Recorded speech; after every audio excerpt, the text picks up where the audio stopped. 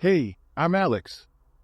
I work as a journalist in Boston, Massachusetts, and I've seen my fair share of strange things. But nothing prepared me for what happened in October 2019. I was working late one night when my phone buzzed. It was a tip from a source I trusted, saying something about a series of disappearances that the police weren't talking about. Now, this wasn't unusual on its own, but the location caught my eye. The victims had all been seen last around the Green Dragon, a pub with a history as old as the city itself. Intrigued, I decided to dig a little deeper. The Green Dragon wasn't just any pub. It had been around since the 1700s, a famous spot during the American Revolution. Tourists loved the place, and so did the locals. But apparently, in the past few months, several people had vanished after visiting it. No bodies, no clues, just gone. My curiosity was piqued. I couldn't let this go. The next morning, I headed to the Boston Public Library. I wanted to see if there were any patterns or previous incidents connected to the Green Dragon. After hours of searching through old newspapers and records, I started seeing it. Every few decades, there were spikes in disappearances, all linked to the pub. It was like clockwork. I decided it was time to visit the place myself. The Green Dragon was bustling as usual, filled with chatter and laughter. I took a seat at the bar and ordered a drink, trying to blend in. After some small talk with the bartender, I casually mentioned the disappearances. He froze for a moment, a flicker of fear crossing his face before he quickly composed himself. "People come and go, you know how it is," he said, trying to sound nonchalant. But I could tell there was more to the story. As I left, I couldn't shake the feeling that I was being watched. Later that night, back in my apartment, I reviewed my notes. I knew I was onto something big. This wasn't just a few random people getting lost. There was a pattern, a dark thread running through the history of the Green Dragon. And I was determined to unravel it, no matter the cost. As I sat in my cramped apartment, surrounded by stacks of old newspapers and notes, I couldn't help but think about John, my mentor. John was a legend in journalism circles, known for uncovering deep, dark secrets in the most unexpected places. He had retired a few years back, but we still kept in touch. I remembered a conversation we had over coffee in a small diner in Cambridge, just across the river from Boston. "Alex, the key to a great story is seeing what others don't," John had said, sipping his coffee. "Patterns, connections, those are what lead to the truth. But be careful. Sometimes the truth bites back." His words echoed in my mind as I delved deeper into the mystery of the Green Dragon. This wasn't just another assignment. It felt personal, like a test to see if I could follow in John's footsteps. My internal dialogue was a mix of determination and doubt. Was I getting too deep? Was I seeing connections that weren't really there? But the more I dug, the clearer the pattern became. I needed more information, so I tracked down the families of some of the recent victims. The first was a woman named Sarah, whose brother Mike had vanished 3 months ago. We met at a quiet cafe in the North End, where she tearfully recounted the last time she saw him. "He was just going out for a drink with friends," she said, clutching her coffee cup. The Green Dragon was his favorite spot. They found his car, his jacket, even his wallet, but no trace of him. Next, I managed to get in touch with a guy named Danny, who had a close call at the pub. He agreed to meet at a diner in South Boston. Danny was jittery, constantly looking over his shoulder as he spoke. "I don't know what happened," he whispered. "One minute, I was having a drink, and the next, I felt this presence. Like someone was watching me, hunting me. I got out of there fast. I'm lucky I did." Back at the office, my editor, Linda, wasn't convinced. She was a tough, no-nonsense woman who had seen it all. "Alex, urban legends are great for clicks, but we need facts, hard evidence," she said, leaning back in her chair. "I'm giving you a week. If you don't find something concrete, we move on." I nodded, understanding the gravity of her words. A week.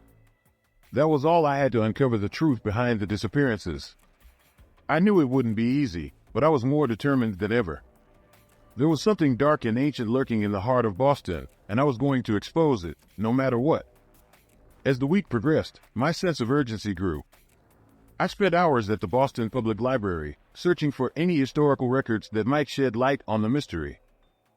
That's when I stumbled upon a series of old newspaper clippings from the 1950s and 1980s. The headlines were chillingly similar to the current disappearances: Mystery at the Green Dragon, Vanished Without a Trace, The Pub of No Return. Each article detailed disappearances that mirrored the current ones. I needed more. So, I reached out to some old contacts in the police department. One of them, Detective Sam, agreed to meet me off the record. We met in a dimly lit bar, far away from the Green Dragon. "These cases have haunted us for decades," Sam said, taking a long drag from his cigarette. "Every few decades, people go missing, and we're left with nothing but cold cases. It's like a curse." As if on cue, my phone buzzed. It was a notification that someone had slipped a letter under my apartment door. I rushed home, heart pounding. The letter was typed, no signature, but the message was clear: "Stop looking, Alex. Some secrets are meant to stay buried." The warning only fueled my determination. But now, I was on edge, constantly looking over my shoulder. It wasn't just paranoia I was being followed. On my way to meet another source, I noticed a black car trailing me. I dipped into a crowded street and managed to lose it, but the sense of danger lingered. That evening, as I combed through more records, I found something that sent chills down my spine. An old, leather-bound diary from 1888, hidden among the library archives. It belonged to a detective named Charles Smith, who had investigated similar disappearances over a century ago. His entries were detailed and eerie. He spoke of strange rituals, secret societies, and a dark presence associated with the Green Dragon. October 31st, 1888, another victim has vanished.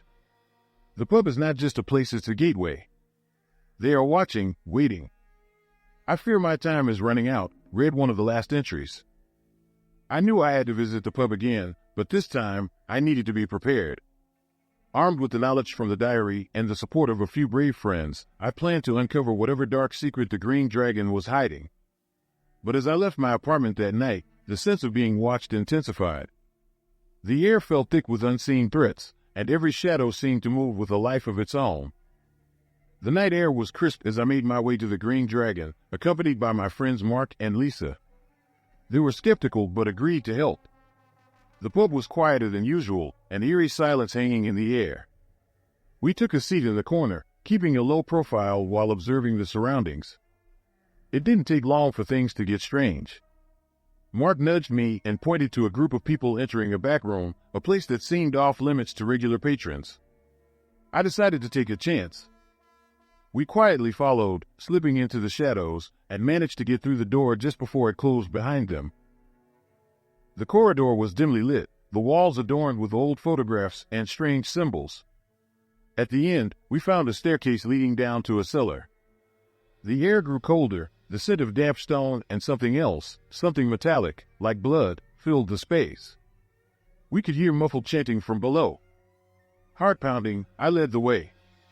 At the bottom of the stairs, we found a hidden chamber. It was a scene straight out of a horror movie. Hooded figures surrounded a makeshift altar, the chants growing louder as we approached. On the altar, there was a person tied up, struggling against the ropes. Before we could react, one of the hooded figures turned and spotted us. "Intruders!" he shouted, and chaos erupted. We were outnumbered and unarmed, and panic set in. Lisa managed to free the captive while Mark and I held off the attackers as best as we could. Just as things looked bleak, I remembered the diary. Smith had mentioned a hidden exit in the cellar. Desperately, I searched the walls for a lever or a hidden door. My fingers found a loose stone, and I pushed. A section of the wall slid open, revealing a dark tunnel.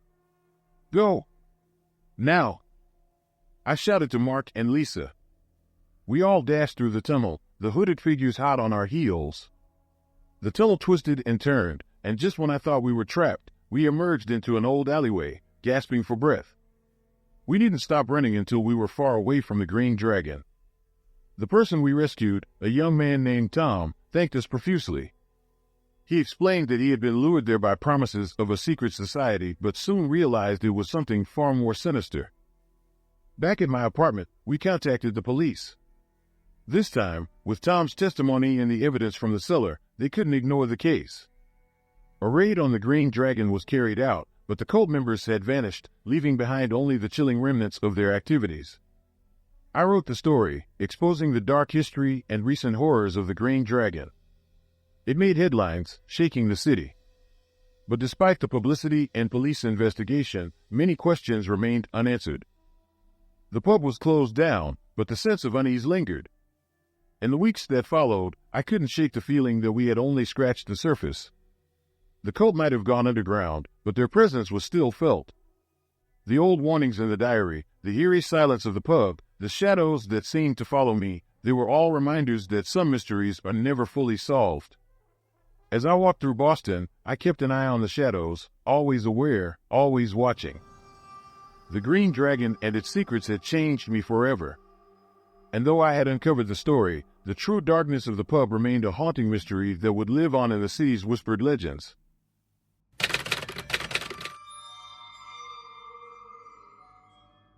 I was super excited when I finally moved to Boston in September 2019. I had just started my history course at Boston University and was ready for a new chapter in my life. My new place on Arlington Street was, to say the least, interesting. It was an old, Gothic-style house, full of character and history, or so it seemed. I liked the idea of living in a place with such personality, despite some strange rumors about it. During the first week, I started to notice some weird things. There were noises echoing through the halls at night, like light footsteps and whispers I couldn't quite understand. At first, I thought it was just the sounds of an old house settling, but when objects began moving around, I got a bit more concerned. I'd leave my keys on the table by the door, and the next morning, they'd be in the kitchen. I started to feel like I was losing it. One night, while looking for a place to stash some stuff I didn't need right away, I found a loose floorboard in my room. Curious, I lifted it and discovered an old, dusty journal, worn with age. The name Clara was written on the cover, along with the date 1923. I began reading the journal and was instantly hooked. Clara seemed to be a young woman who had lived in the same house. Her entries talked about unsettling events she was experiencing, eerily similar to what I was going through. With each page, the story grew darker. Clara wrote about feeling watched and hearing whispers at night. The most chilling part was when she wrote about a mysterious disappearance in the final pages. Her entries ended abruptly, leaving a cloud of mystery hanging in the air. This discovery shook me. I had to know more about Clara and what had really happened to her. The house on Arlington Street held more secrets than I had ever imagined, and I was determined to uncover them. The next day, I couldn't stop thinking about Clara's journal. I needed to share this with someone, so I called my best friend Emily. She was a fellow history nerd and always up for a good mystery. When she arrived, I showed her the journal, and we spent hours poring over the entries. "Tom, this is incredible," Emily said, her eyes wide with excitement. "We have to find out more about her and what happened here." Emily and I started digging into the history of the house and the neighborhood. We spent our weekends at the Boston Public Library, searching through old newspapers and public records. It wasn't long before Emily found something that made our hearts race. There were several articles from the 1920s about a string of disappearances on Arlington Street, all unsolved. "Look at this," Emily said, pointing to an old, yellowed article.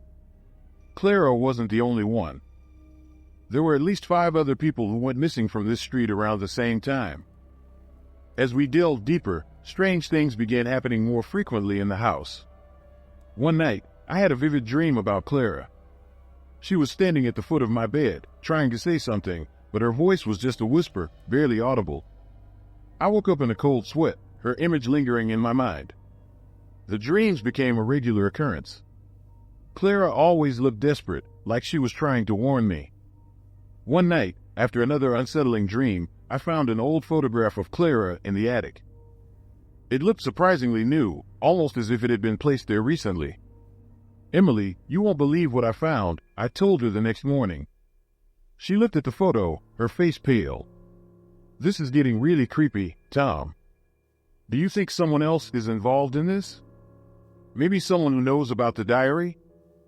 We decided to set up a camera in my room, hoping to catch any unusual activity. The next morning, we reviewed the footage and saw something that sent chills down our spines.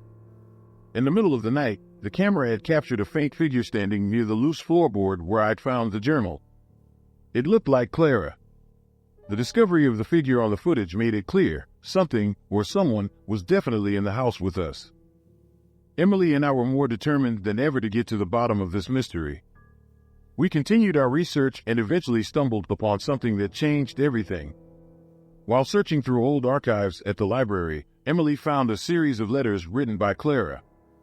They were addressed to a friend named Margaret and detailed Clara's investigation into a secret society she believed was operating in the area. Clara mentioned strange rituals and eerie gatherings in the middle of the night. This secret society might be connected to the disappearances, Emily suggested. Maybe Clara was getting too close to the truth, and that's why she disappeared. Our curiosity led us to search the house even more thoroughly. In the basement, we discovered a hidden door behind an old shelf. It led to a narrow, dark staircase descending into what seemed like a tunnel. "Are you sure about this, Tom?" Emily asked, her voice trembling slightly. "Absolutely. We need to know what's down there," I replied, gripping a flashlight tightly. The tunnel was cold and damp, with walls covered in strange symbols and writings. It felt like we were stepping into another world.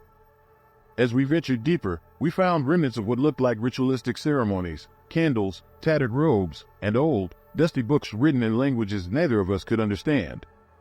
Emily took photos while I examined the symbols. "These look like some kind of ancient script," I said, trying to make sense of it. As we turned a corner, the air grew colder. We came across a small chamber with a stone altar in the center. On the walls were carvings depicting people in robes performing what seemed like dark rituals. "This is getting too real," Emily whispered, taking a step back.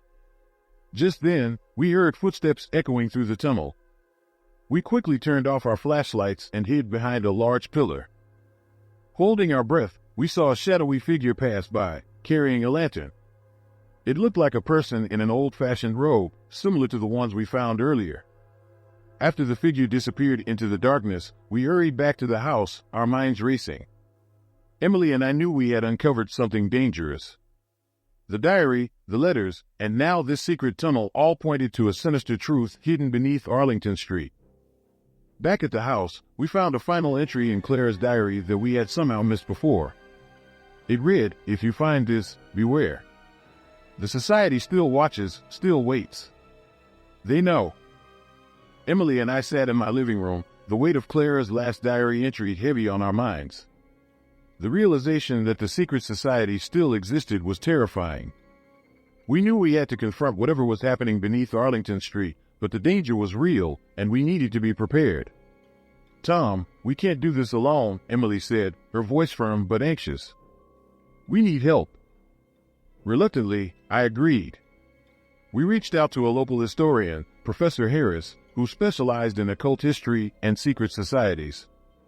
He was skeptical at first, but agreed to visit the house after seeing the evidence we had gathered. When Professor Harris arrived, we showed him the diary, the letters, and the photos from the tunnel. His expression grew more serious with each piece of evidence. "This is unsettling," he muttered. "If what you're saying is true, this society could have deep roots in Boston's history." We took him to the tunnel entrance. With Harris leading the way, we descended into the darkness once more. This time, we were armed with more knowledge and determination to end this once and for all. As we moved through the tunnel, Harris examined the symbols and carvings. "These are ritualistic markings," he explained. "They're meant to summon or bind something." We reached the chamber with the stone altar. Harris studied the carvings while Emily and I kept watch. Suddenly, we heard the faint sound of chanting echoing through the tunnel. A cold dread washed over us. "They're performing a ritual," Harris whispered. "We need to stop them." We followed the sound, careful not to be seen. The chanting grew louder until we reached a large underground room filled with hooded figures. They stood in a circle, hands raised, chanting in an ancient language. "Now," Harris signaled. Emily and I rushed forward, knocking over candles and disrupting the circle. The hooded figures scattered, their ritual broken. In the chaos, one of them turned to us, pulling back his hood. It was Mr. Thompson, a seemingly friendly neighbor I'd met shortly after moving in. "You shouldn't have interfered," he snarled. "You don't know what you've done."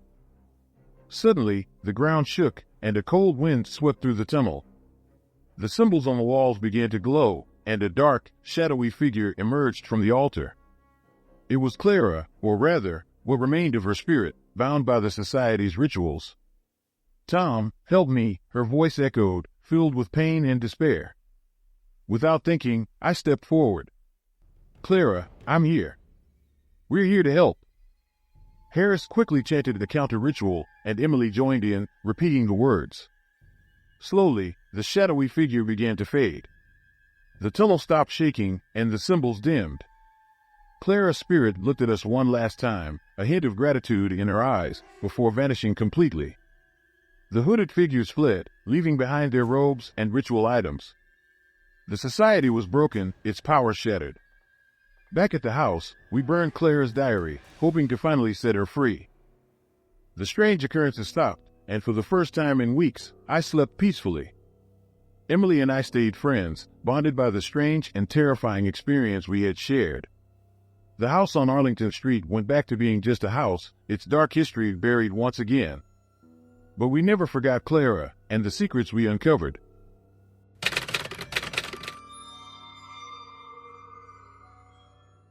It was November 12, 2010, a chilly Friday evening in Shepherdsville, Kentucky.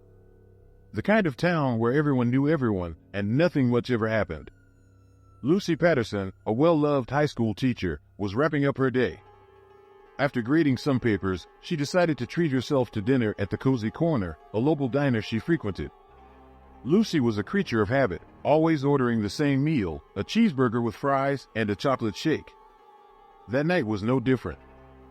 The Cozy Corner security cameras caught her sitting in her usual booth, chatting with the waitress. She looked relaxed, unaware that this would be the last time anyone saw her. At 9 p.m., Lucy left the diner, waving goodbye to the staff. She headed to her car, parked just outside. The footage showed her getting in and driving off alone. But Lucy never made it home. Her cozy little house, just 10 minutes away, remained dark and empty that night. The next morning, the town was buzzing with concern. Lucy's car had been found abandoned on Sparrow Creek Road, a desolate stretch of road surrounded by dense woods. The keys were still in the ignition, and her purse was sitting on the passenger seat, untouched. There were no signs of a struggle, no clues as to where she might have gone. The news spread quickly. Friends, neighbors, and even some of her students joined the search party. They combed through the woods, calling her name, but there was no trace of Lucy. It was as if she had vanished into thin air. Officer Jim, a seasoned cop with a reputation for solving tough cases, took charge of the investigation. He questioned everyone who had seen Lucy that day, starting with the diner staff. Their stories matched up with the security footage. Nothing seemed out of the ordinary. As days turned into weeks, the search efforts intensified, but hope began to fade. Lucy's disappearance became the town's haunting mystery, a puzzle with no pieces. The once tight-knit community was now shadowed by fear and uncertainty. What happened to Lucy Patterson? The question lingered, unanswered, as life in Shepherdsville struggled to return to normal. A week before Lucy disappeared, everything seemed normal. It was a sunny Monday morning, and Lucy was at Shepherdsville High, greeting her students with a warm smile. She had a unique way of connecting with them, making each one feel special. Her classroom was a safe haven, filled with encouraging quotes and student artwork. During lunch, Lucy sat with Eloan, her best friend and fellow teacher. Eloan, with her quirky fashion sense and bright purple hair, was a stark contrast to Lucy's more conservative style. They laughed over coffee, talking about their plans for the upcoming Thanksgiving break. "You've been looking a bit stressed lately, Lucy." "Everything all right?" Eloan asked, concern etched on her face. Lucy hesitated, then shrugged. "Just the usual stuff, you know? Maybe I'm just imagining things, but it feels like someone's been watching me." Eloan frowned. "Watching you? Like a stalker?" Lucy laughed it off. "Probably just my overactive imagination." I've been reading too many crime novels. Eloan wasn't convinced, but she let it slide, figuring Lucy was just tired from work. In the days leading up to her disappearance, Lucy couldn't shake the feeling of being watched. Every shadow seemed sinister, every creak in her house a potential threat. She started leaving the lights on at night, double-checking the locks on her doors and windows. One evening, she confided in her diary, November 10th, 2010, I don't know what's wrong with me. Everywhere I go, it feels like someone's there, just out of sight. Am I losing my mind? Or is it real? I can't tell anymore. Despite her growing unease, Lucy tried to maintain a facade of normalcy. She went to work, interacted with her students, and met up with friends. Yet, the nagging fear never left her. It was a silent companion, lurking in the background of her thoughts. Tom, her estranged ex-boyfriend, called her out of the blue. They hadn't spoken in months, but his voice was a strange comfort. Hey, Luce. Just checking in. You okay? He asked, his tone softer than she remembered. Yeah, just busy with work, Lucy replied, not wanting to burden him with her fears. They talked for a while, reminiscing about old times. Hanging up, Lucy felt a pang of loneliness. She missed the days when things were simple, when she didn't feel like she was constantly looking over her shoulder. The last interaction she had was with Officer Jim, who stopped by her classroom to discuss a safety program. He noticed her tense demeanor. You all right, Miss Patterson? You seem a bit on edge, he said, his eyes filled with genuine concern. Lucy forced a smile. Just a lot on my mind, Officer Jim. But I'm fine, really. As she drove home that night, Lucy couldn't shake the feeling that someone was following her. She checked her rearview mirror repeatedly, but the road behind her remained empty.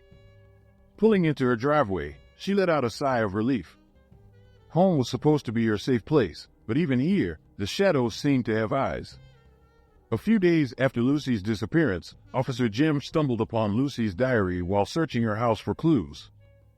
As he flipped through the pages, the entries revealed a growing paranoia, a fear that had been consuming her for weeks. The last entry sent chills down his spine, November 11th, 2010. I saw him again today.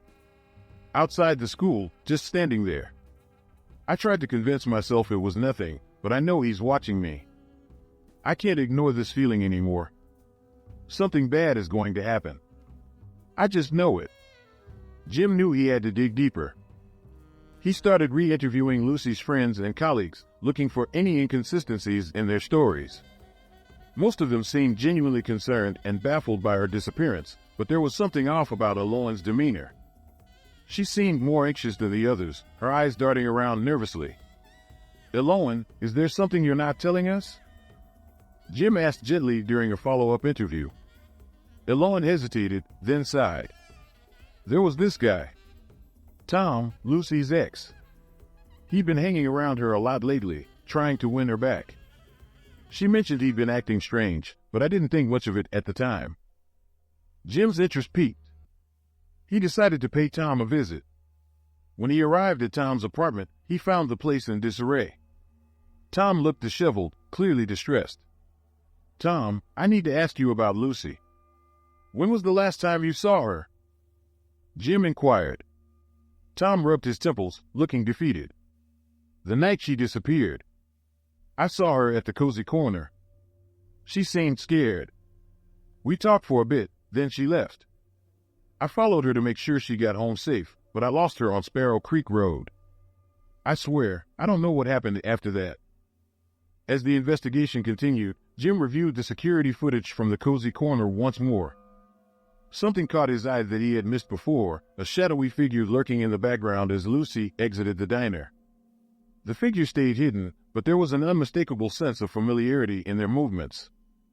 Jim enhanced the footage, trying to get a clearer look, but the figure remained indistinct. He couldn't shake the feeling that the person had been watching Lucy for some time, blending into the background unnoticed. Meanwhile, the town's anxiety grew. Rumors and theories about Lucy's disappearance spread like wildfire. Some believed she had run away, unable to cope with the growing sense of fear. Others suspected foul play, pointing fingers at anyone who seemed remotely suspicious. Jim decided to focus on the area where Lucy's car was found. He organized another search party, this time combing the woods with more intensity. It was during this search that they found a makeshift campsite hidden deep within the forest. The campsite had recently been used, but there was no sign of who had been staying there. Among the scattered belongings, Jim found a torn piece of fabric that matched the color of Lucy's scarf. It was a small clue, but it hinted at a struggle, a desperate attempt to escape. Jim's resolve hardened. He knew they were getting closer, but the truth still seemed just out of reach. The discovery of the campsite reignited the town's hope, but it also deepened the mystery. Jim continued to piece together the fragments of Lucy's last days, determined to uncover the truth. Eloan, still shaken, received a cryptic message one evening. It was an anonymous note slipped under her door. "I know where Lucy is. Meet me at the old farmhouse on Briar Hill Road at midnight. Come alone." Eloan's heart pounded. She debated calling Jim, but the note's urgency and her desperation to find Lucy made her decide to go alone. As midnight approached, she drove to the abandoned farmhouse, a place shrouded in local legends and ghost stories. The air was thick with tension and the sounds of nocturnal creatures. She entered the farmhouse, the wooden floorboards creaking under her feet. "Hello?" she called out, her voice echoing through the empty rooms. No response. She moved deeper into the house, her flashlight beam flickering. Suddenly, she heard a noise behind her. Spinning around, she saw a shadow move. "Who's there?" she demanded, fear gripping her. The shadow stepped into the light. It was Tom. "Eloan, what are you doing here?" he asked, equally surprised. "I got a note. It said to come here to find Lucy." "Did you write it?" she asked, her voice trembling. Tom shook his head. "No, but I got one too. I thought it was from you." Before they could piece together their confusion, they heard another noise from upstairs. They exchanged worried glances but decided to investigate. Climbing the rickety stairs, they found themselves in a dimly lit attic. In the corner, hidden under a pile of old blankets, was Lucy. She was alive, but barely. Bruised and disoriented, she looked up at them with wide, frightened eyes. "Lucy!" Eloan cried, rushing to her side. "What happened to you?" Lucy, her voice weak, tried to speak. "It was him. He's been following me. He took me here. But I don't know who he is." As they helped Lucy to her feet, Jim burst into the attic, having followed Eloan's trail. "Thank God you're okay, Lucy," he said, relief washing over him. "We need to get you to the hospital." They quickly got Lucy out of the farmhouse and into Jim's car. As they drove away, Lucy began to recount her ordeal. "He kept saying he was protecting me, that I needed to stay hidden. But I never saw his face. He always wore a mask." Jim listened, his mind racing. The clues were coming together, but the identity of Lucy's captor remained a mystery. The farmhouse had provided some answers, but many questions still lingered. Back in Shepherdsville, the community was relieved to have Lucy back, but the shadow of her disappearance still loomed. Who was the mysterious figure, and why had they targeted Lucy? The investigation continued, but the answers seemed elusive. In the weeks that followed, Lucy began to recover, though the trauma of her experience would stay with her. The town of Shepherdsville slowly returned to its routine, but the mystery of Lucy Patterson's disappearance left a lasting mark, a story that would be whispered about for years to come, a puzzle that might never be fully solved. Like the story? Hit like and subscribe. See you in the next story popping up on your screen at this exact moment.